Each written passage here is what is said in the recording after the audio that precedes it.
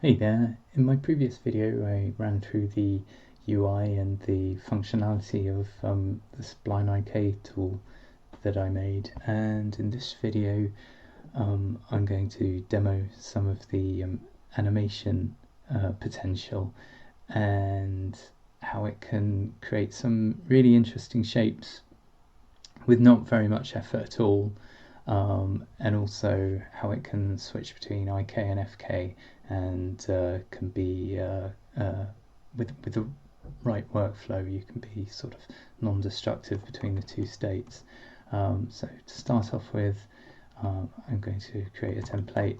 I've made this mesh to fit this template, but the template could really be anything, but in general you'd kind of want the bind pose of a tentacle to be kind of in a neutral state like this one.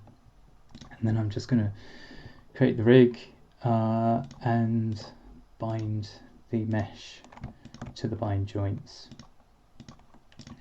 So if I'll just check that it's bound properly and create a twist value, and that makes a nice interesting shape.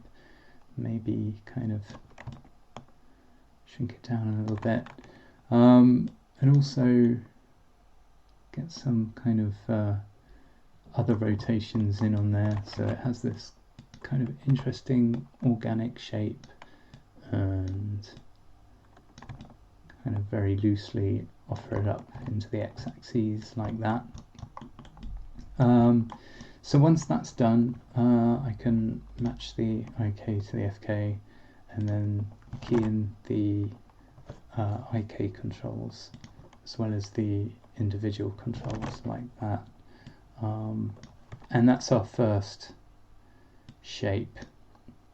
So if I go further along in the timeline and then start dragging this out into the next pose on the next shape, move these controls roughly to a nice place. So that has kind of like a feel of kind of like a tentacle reaching out, something equally creepy like that. And then this last control, the rotate Y, is linked to the Spline IK twist. So if I select rotate Y in the channel, I can apply an extra kind of twist.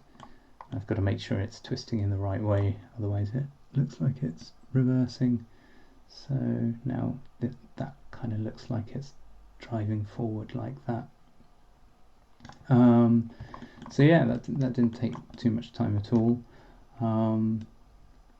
And another thing is to select the main control, and if I select that as length 1 and key that there, I can drag this down to sort of 0.1 like that and key that there, and now it has this kind of extra kind of growth to it as it follows like the Spline IK like that.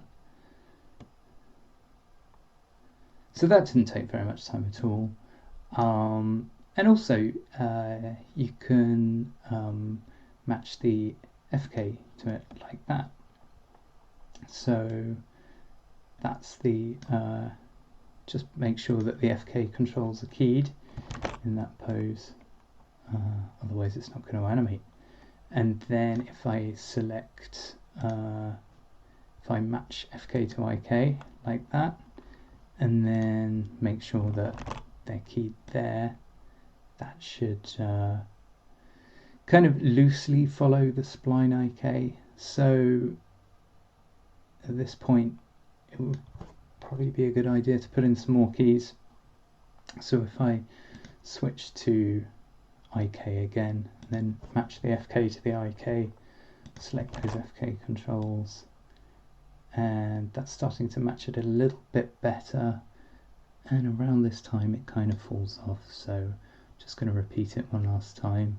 Switch to IK, match FK to IK, select the FK controls and key those, and I mean that's almost following it. You could go in again and put in another corrective key there, like that, and then yeah, we're pretty much there in not very much time at all.